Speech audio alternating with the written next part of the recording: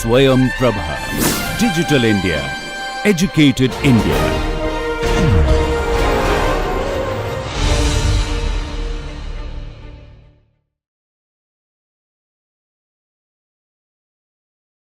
Hello everyone.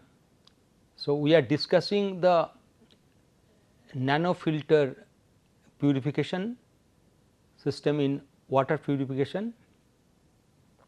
So, as we have already discussed that nanofilter membranes purify the water from all toxic dissolved chemicals including heavy metals and all organic compounds except the monovalent salts. It can remove all the microorganisms from water including smallest viruses. It removes almost 60%, more than 60% hardnesses around salt of calcium and magnesium in water, like typically divalent salts.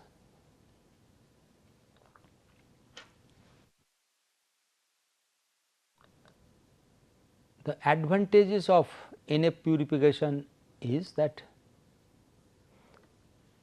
unlike RO as we have discussed, it requires higher pressure because of the lower pore size. Here we can process the nano purification with a lower pressure. So, energy loss, energy cost will be low.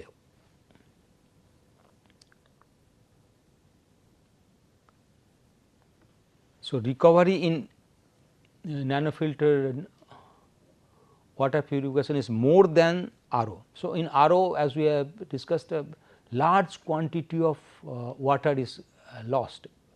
So, here we that type of wastage is not there. So, it does not waste as much water as in RO. So, in RO the wastage of water is very high. So, this is it is ideal for water purification of any water source that is TDS less than 1000 ppm. So, anything less than 1000 ppm the TDS. So, that nanofilter is very useful. It to some extent soften the hard water. So, it removes the toxic heavy metals from water due to its size of the pores, and it removes the toxic or other organic compounds from water, and thus removes bad odor and taste. So, this it actually the toxic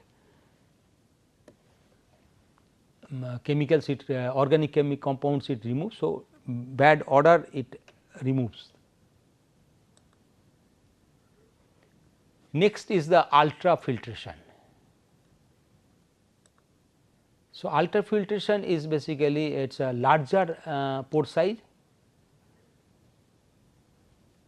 So, ultrafiltration purification method use the membrane similar to RO membrane, but with a bigger pore size. So, its pore size is bigger here.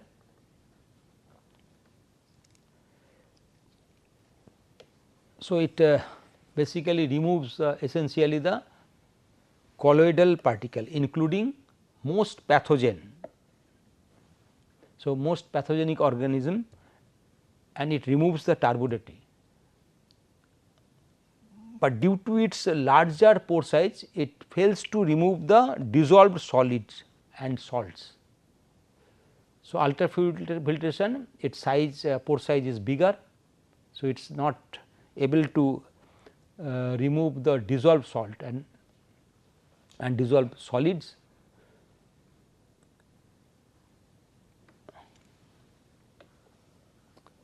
And unlike UV purifier, so ultrafilter purifies the water physically. So, physically remove the, like ultrafilter, maybe nanofilter or RO, they remove the particles, the contaminants like germs, bacteria physically, but UV filter they kill the germs. So, germs, any bacteria. So, that is a different basically here. UV we will discuss separately. And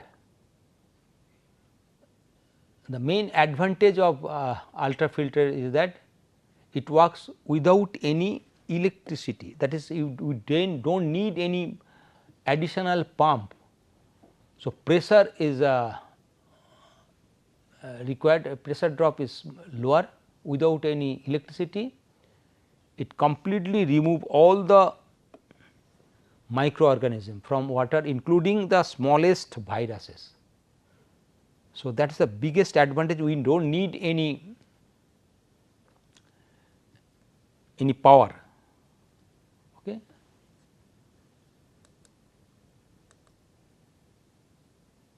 So, here membranes are larger size, okay, 0.01 to 0.1 micron, it is that is ultrafiltration. So, that obviously this any particle smaller than this pore size it cannot filter out. The basic difference from the with the air filtration that can actually there the smallest particles smaller than the pores can be trapped by different mechanisms that we have like Brownian motion.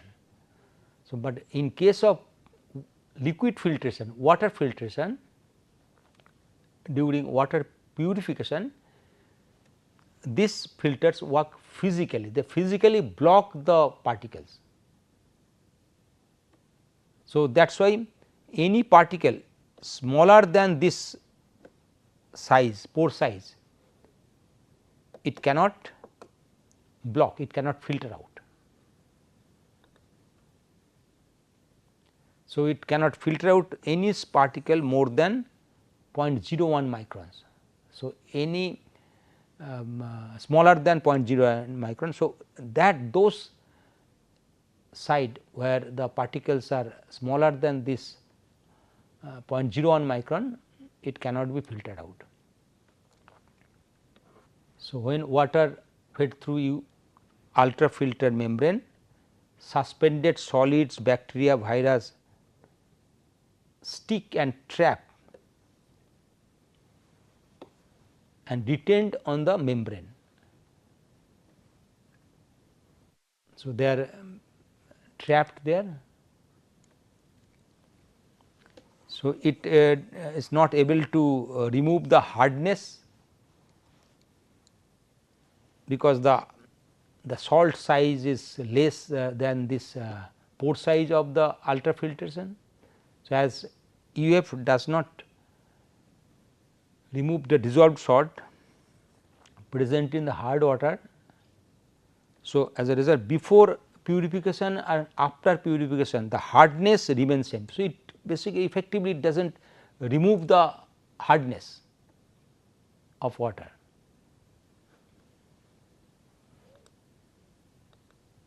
So, main advantages of the ultrafiltration is that basically it does not need any additional electricity. So, works without any electricity because of the low pressure requirement. We can use the water gauge, water pressure. So, low pressure condition. So, by using the water head difference we can create this pressure. So, low water pressure condition is required. it does not use any chemical, it filter muddy water also. So,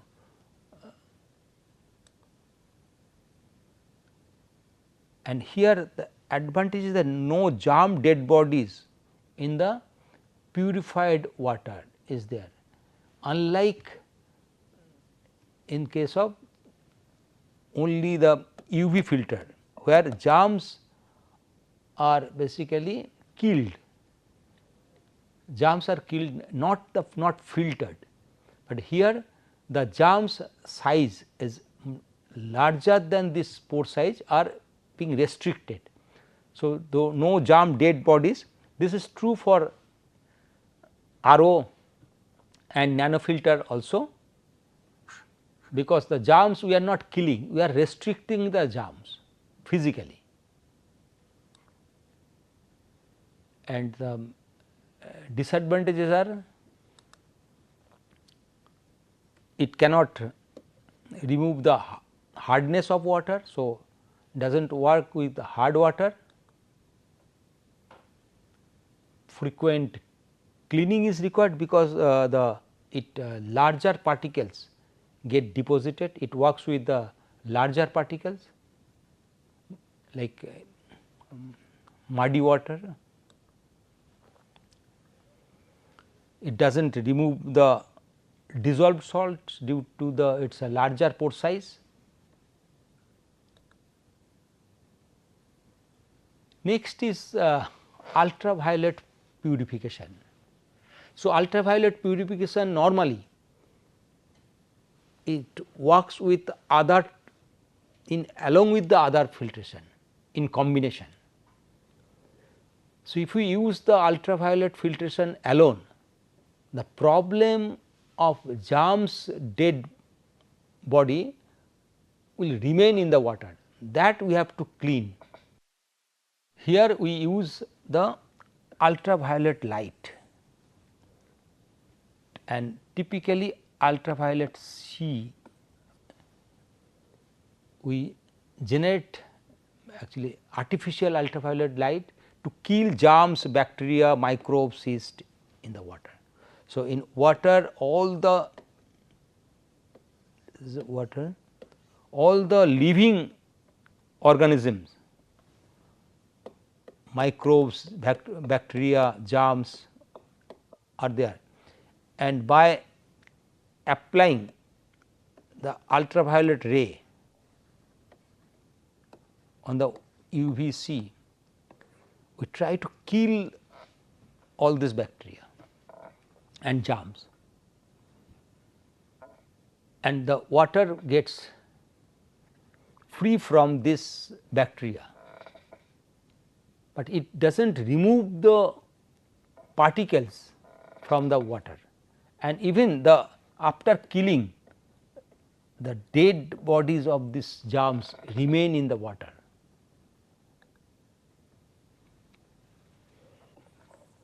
That is the main drawback of only ultraviolet. So, only ultraviolet purification is not used in water for drinking water. So, very much effective process that destroy around 99.99% of the harmful organism. So, living organism it kill say typically around almost 100% removal is there.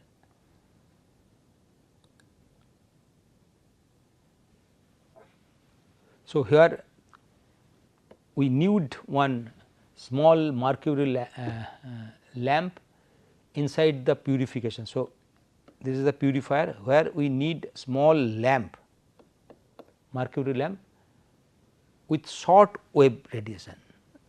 So, that is typically UVC is used, short wave radiation which will kill the like UVC, and this kills the bacteria.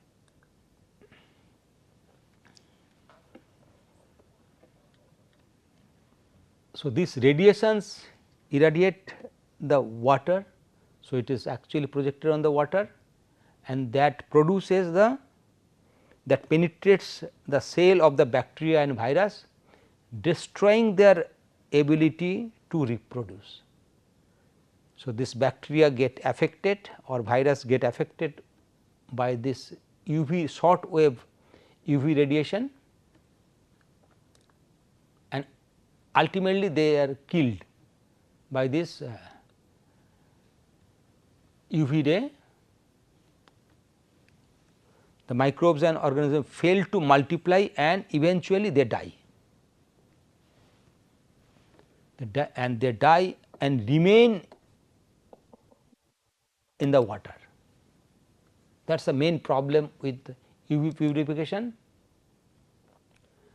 and they only kills it, it kills the germs, but the bodies of dead germs remain in the water. That is the main drawback of UV purification. That is why only UV will not work. It will kill the germ, but to remove this dead germs from water we need additional maybe RO, maybe any other filter. Normal coarse filter is there, so that we can do. So, separate filter is required to physically remove all these dead microbes. So, UV water filtration usually done in conjunction with other forms of filtration such as RO or activated carbon. So, other filtration should be there. Even along with RO we can use this activated carbon.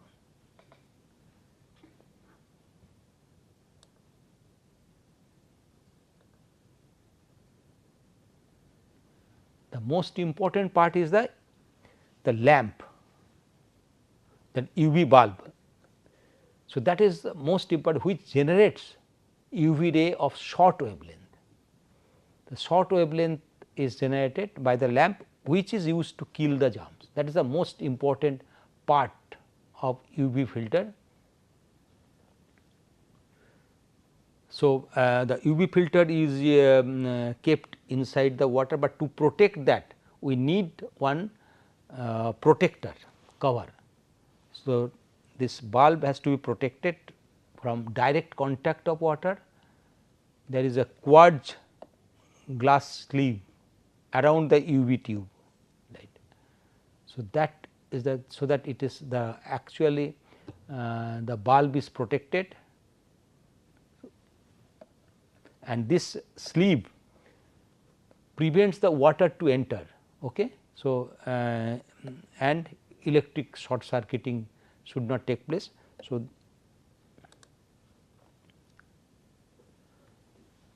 the quartz sleeve should be of the correct quality of glass and allows the glass to transport through the of the short wavelength UVC light. So, that sleeve should not actually restrict the or prevent the UVC light to pass through. So, that we have to carefully select this sleeve, that the short wavelength UV light should pass through.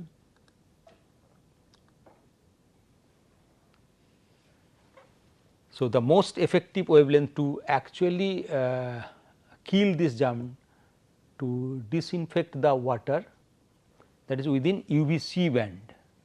So, the most effective wavelength is 254 nanometer. At that nanometer we can kill the germ. That this UVC band of UV light penetrates into the cell of the microbes and alter their DNA. So, that their multiplying effect is preventing them from multiplication, and ultimately they die. So, that is the process of killing the bacteria they change the DNA. Similarly, as we have already discussed, this UVC is also harmful for human being. Similarly, it will affect the human any living organism. The main advantages of the UV purification is that it is low maintenance cost. So, only one UV light is required, UV tube is required, no maintenance like your RO membrane and all this. So, we do not need any, that much maintenance here. So, high purification rate, whatever its function, it will actually kill the bacteria. Its function, main function is to kill the bacteria, that or any living organism, that it will kill. High purification rate, very little manual cleaning, we do not need to clean even, it is a simple light is there and does not alter the wastewater.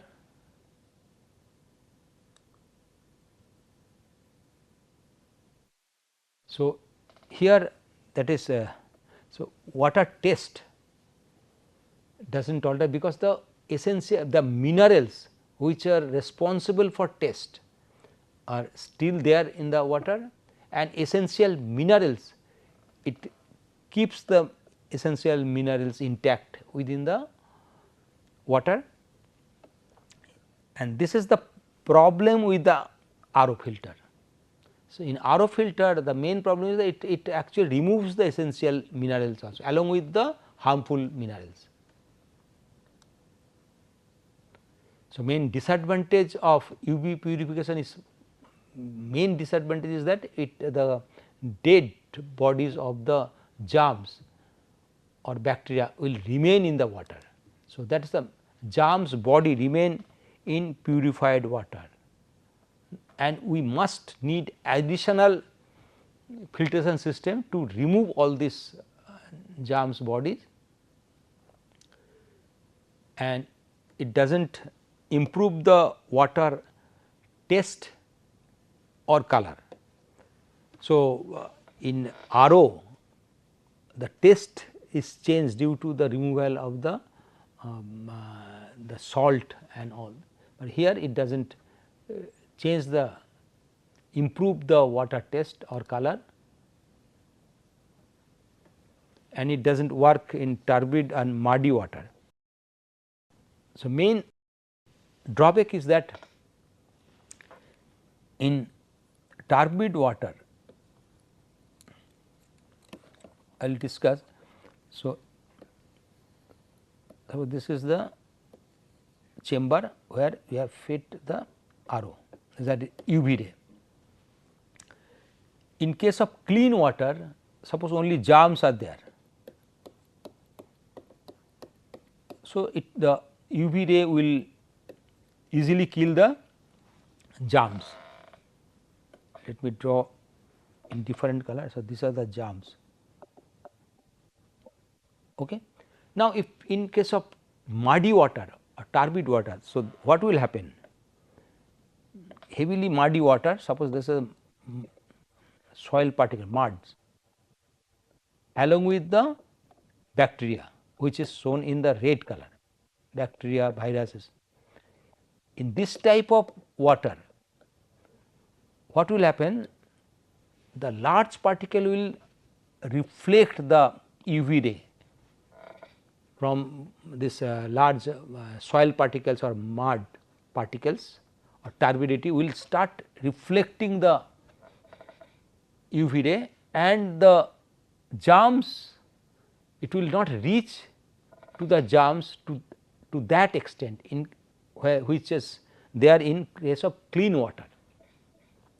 That is why it does not work effectively. The cleaning of or killing of the living organism is not that effective.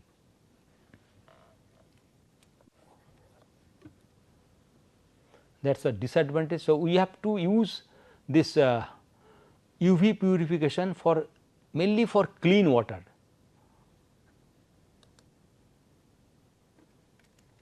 So, So, it does not purify the hard water, and also what we need additional filter along with the this UV filter,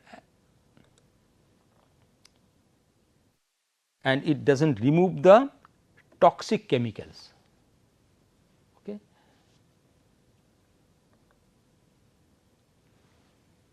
Next process is the activated carbon purification.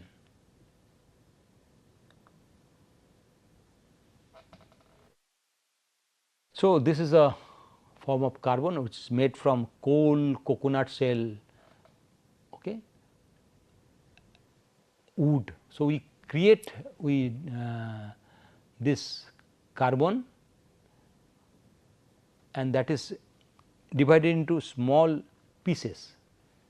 So, this that activated carbons are available in form of pieces, and they are made from charcoal, remove most of the waterborne diseases causing pesticides and heavy metal.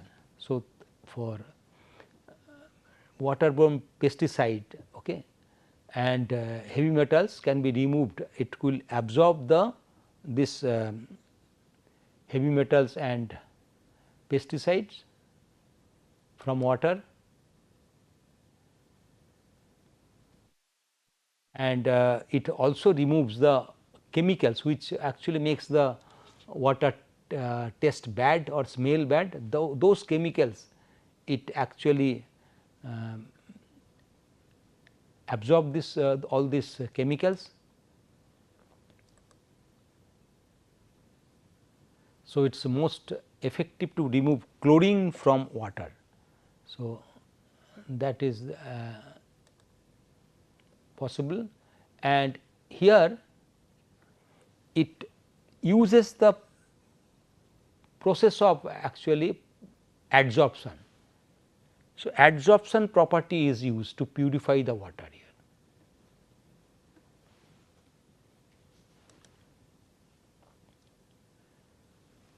So, here what is happening during the adsorption? During the adsorption process, the whatever chemicals and metals are present in the water, that will stick to the carbon surface, activated carbon surface.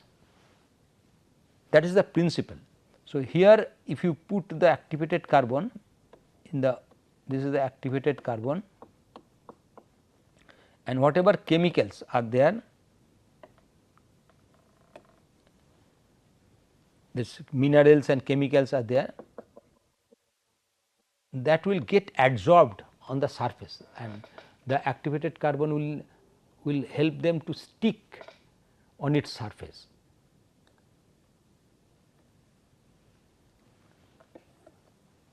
But it also not very effective for removing microbes and dissolved inorganic chemicals. Okay. So, some of the chemicals it will that which is physically present in the in water, it will get actually adsorbed on the surface, but the chemicals which are dissolved, that for that it is not that effective, even for microbes. Okay. Different chemicals like dissolved inorganic chemicals like nitrates, fluorides, hardness forming water like sodium chloride. So, that will not get adsorbed.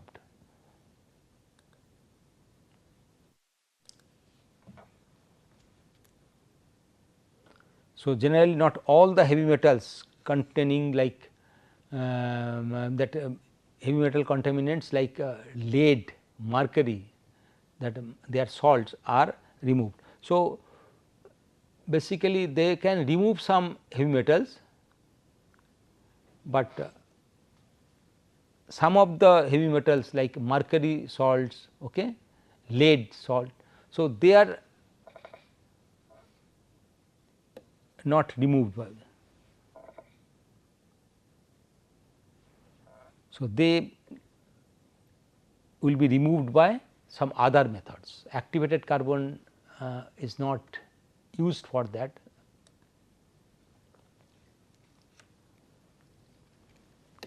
So, activated carbon filter should not be used to remove the heavy metals like arsenic in water. So, this type of heavy metals if we want to remove, so we cannot use the activated carbon, we should use like other like RO system and all.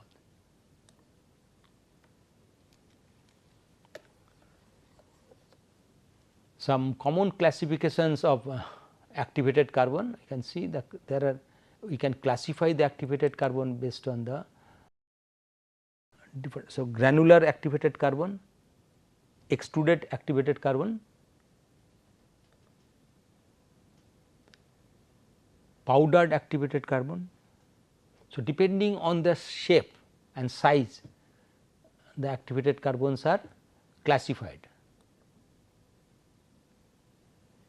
Impregnated carbon, like a chemical added for a special application.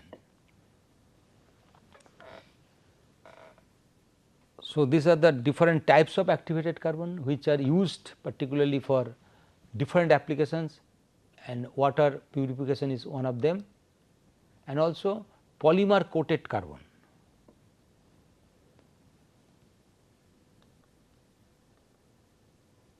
So, main advantages of the activated carbon system is that it removes disease causing pesticides and toxic chemicals like chlorine, but not all the heavy metals, but normal disease causing that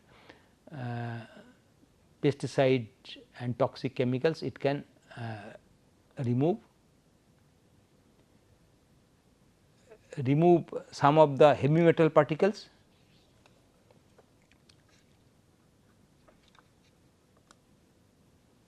makes water smell and taste good because it absorb the chemicals which actually makes water taste bad. And the disadvantages of the activated carbon is that does not remove the dissolved salt, which is because it is actually it gets remove the salts or remove the particles by adsorption, but dissolved salts are not adsorbed by the this activated carbon. So, hardness causing dissolved salts which is removed by RO system or even nanofilter system. It does not remove the bacteria or viruses.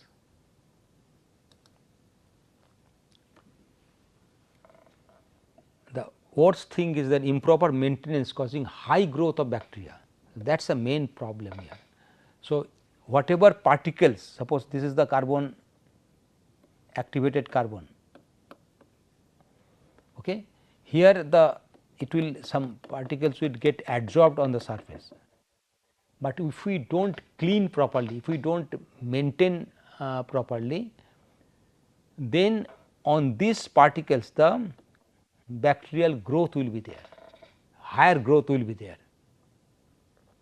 So, that is a main drawback. That is why activated carbon we have to use very carefully. So, in case of activated carbon, water filtration is not used for long time.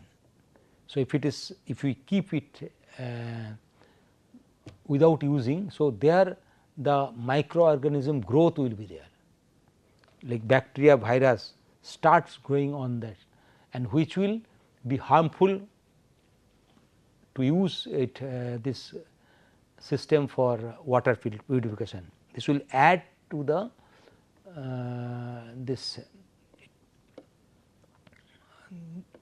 the presence of bacteria and viruses in the water. Next process is the sediment filters. So, as I have mentioned, the sediment filter is for large particles. So, you have to allow the particles to get settled. So, it is a pre-filter we use. So, and use along with the other water filters like RO, UV.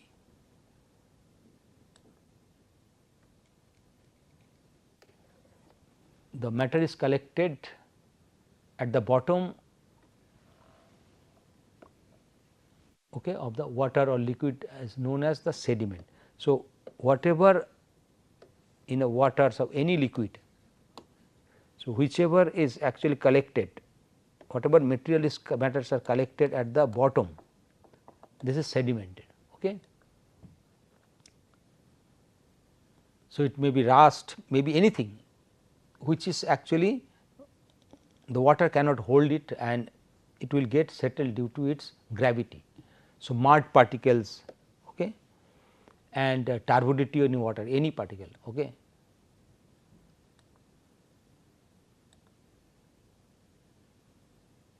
So, here what we use the sediment filter, that to use the polyester or polypropylene drape spun yarn. So, that is actually we use that. Why drape spun yarn? Because drape spun yarn here we can create the porous structure, and if we make a filter out of that. So, the porous structure will restrict the prevent this larger size particles, it will restrict the larger size particles. So, also melt blown polyester or polypropylene nonwoven fabric can be used. Okay. So, which makes the pleated sediment filter. So, we can have pleat of melt blown nonwoven and which will be used for removing the sediment. The advantage of sediment filter is that it removes dirt, dust, large size particle, dust, rust, mud particles, whatever coarse pre-filter, as a pre-filter it can be used. So, it removes the large particles which are visible pollutants during pre-filtration, now which may further enter into other purification system. So, it is a pre-filtered system, then we can use this water which has been pre-filtered for other purification system like RO, like UV filter. So, this at multi-stage filtration is required.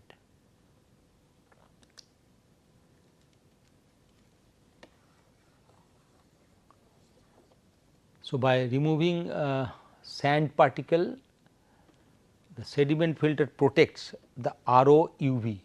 So, suppose this is the sediment filter made of the pleated polypropylene, melt blown fabric, melt blown or spun bond we can use here, and this is the RO, this is the sediment filter,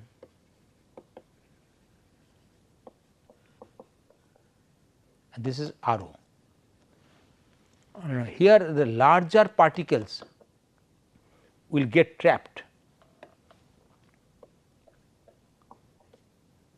only very small particles will come here, and that is how it will reduce the load on the main filter. Okay.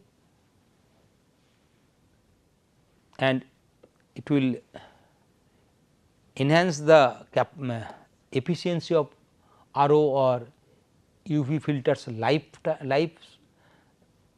and also it the efficiency also it will be able to improve, because otherwise the large particles will block the this RO filter very quickly, and also for UV, as we have mentioned, if the turbidity is high or dust particles or these are high, then the effectiveness of UV, the effectiveness of UV will be lower, that I have already explained. So, the main disadvantage of sediment filters are it does not remove the dissolved solute. Obviously, it is a large pore size. So, it does not remove any fine particles. So, dissolved solids, heavy metals, germs, bacteria like bacteria, virus, this is not for that the pre-filter, this is used only for pre-filter. Let us try to see the types of membrane once again based on their pore sizes.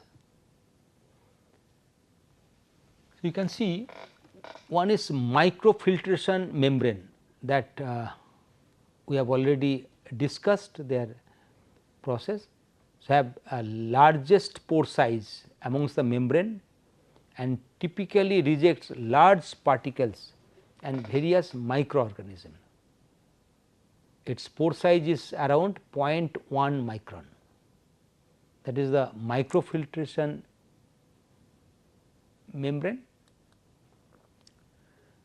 Then ultrafiltration membrane, these have pores smaller than microfiltration, typically around 0.01 micron.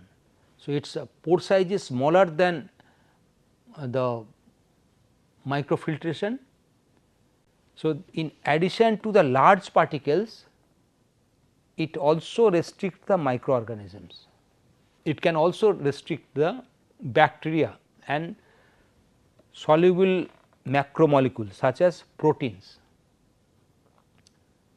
So, this is for smaller particle than microfiltration, this is ultrafiltration. Then comes nanofiltration. Nanofiltration, this the membranes pore size is around 0.001 micron, this is a porous membrane, but since the pores are at the order of 0.001. So, any particle more than that size will be restricted, but they exhibit performance between RO and ultra. So, RO is further smaller than this size and microfiltration is larger than this size. So, they work in between RO and ultrafiltration, and ultrafiltration is the smallest size, typically around 0.0001 micron. So, effectively non-porous, basically it is a only water can pass through. So, you can still see that effectively it will look like it is non-porous, but water can pass through at high pressure if we apply through reverse osmosis system. So, therefore, it restricts the particles, almost all the particles, okay, and even in very low molar mass species such as salt ion organics. So, this all these particles are removed by RO. So, based on this we can select our this membranes. Okay. So, we can see the pores here. So, RO is of the range of 0.0001 to 0.001. So, with that range we call it as RO purification, RO membrane, and nanofilter membrane is from 0.001 to 0.01 at that zone, although ultrafiltration also there is some, it will be within that zone. So, we can see ultrafiltration, the RO is typically around this. So, nanofiltration is within this zone and ultrafiltration typically up to 0.1 micron, and then microfiltration. Okay. So, membranes are classified by based on the on the size. There is membranes are there. This is based on the size they call and depending on the size, what they do, they remove size of the pores, they remove different types of chemicals physically. So, here the removal is totally physical removal. Any size pore more than this pore size, any particle more than this pore size will get stopped, it will not be able to enter. Like for water, as we have mentioned, that water molecules size is smaller than the RO, that is why water, it will allow the water to pass through reverse osmosis. But this pores, it is not necessary these pores will be uniform. These pores are created by some process. So, that in the creation, that process of creation, that you cannot create the pore uniformly. So, if we want to create the pores, so if we want to create a pore on a membrane, all pores are exactly of same size. If you see the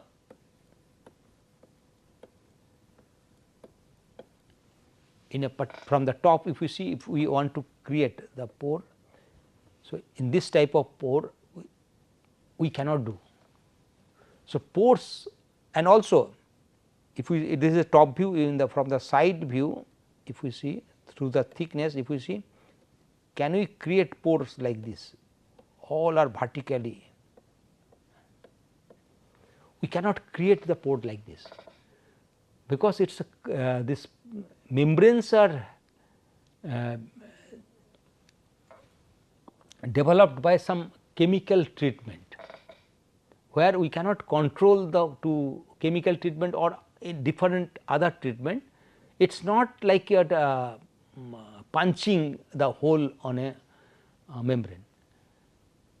So, that is why based on this distribution, we divide the membrane into broadly into two classification. One is isotropic. Isotropic, so uniform in composition and physical nature across the cross section of the membrane. So, if you see the cross section, they will be typically uniform in nature. Another is that anisotropic, non-uniform over the membrane cross section, because here that may be, but it is in the cross section. If you see, they will be, one is uniform, another is they may be non-uniform also, like it may be like this, there is no uniformity. So, that is called anisotropic, non-uniform over the membrane cross section, and they typically consist of layers that are that vary in structure and chemical composition. So, one is the uniform, which is called isotropic, and here it is a non-uniform. So, here this non-uniformity comes due to the different layered structure. So, here there will be some pores with some chemical composition or some different structure, and on the other side there will be some different chemical composition here. So, they are pores will be different or different types of layers. So, that is called anisotropic membrane. First, let us try to understand the what are the different types of isotropic membrane.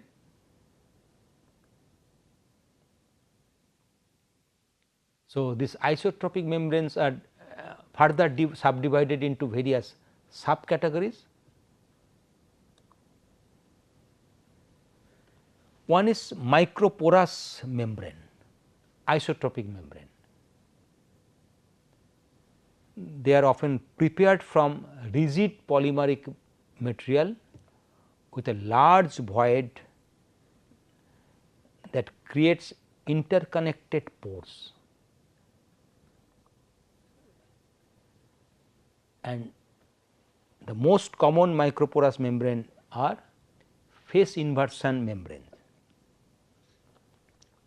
We can see here, we can see this is the example of phase inversion membranes, isotropic membrane, where the pores are actually created, and if you see the cross section, they are isotropically they are arranged, large voids are created, and those pores are interconnected.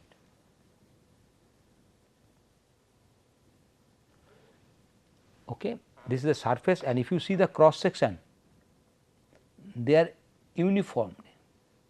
Okay. Here the pores are there, interconnected pores are there. Now, try to see the microporous membrane.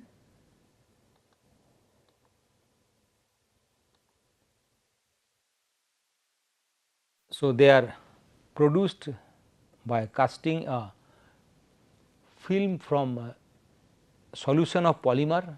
So, first we cast the film from a polymer solution, we make, and the solvent and immersion, the solvents and the polymer and solvents, and immersing the cast film into the non-solvent for the polymer. So, first we are making a solution and make the film. The solution is by the polymer and solvent, and then the immersing the cast, this then we are this whatever film we have casted, that we are putting into the non-solvent for the polymer, not for the solvent. Most polymer use such applications are hydrophobic in nature. So, in this case we use the water is the most common non-solvent. So, then we put this cast, whatever we are casting, the whatever film into the water, and in water what will happen?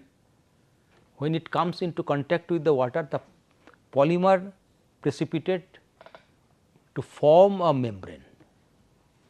So, that is very important. Here you can see this is a water, okay, and here a film is made, film is casted, and this film is casted, basically it is a solution of polymer and solvent, and up this is polymer and solvent is there, and here it is when it is immersing into the water, this polymer gets solidified.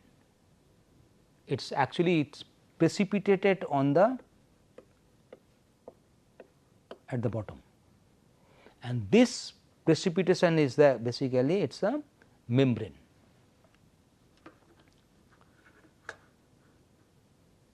We then we take this membrane from the. So, this is called microporous membrane we create, then track etched membrane, and this track etched membrane we will discuss in next session. Till then, thank you.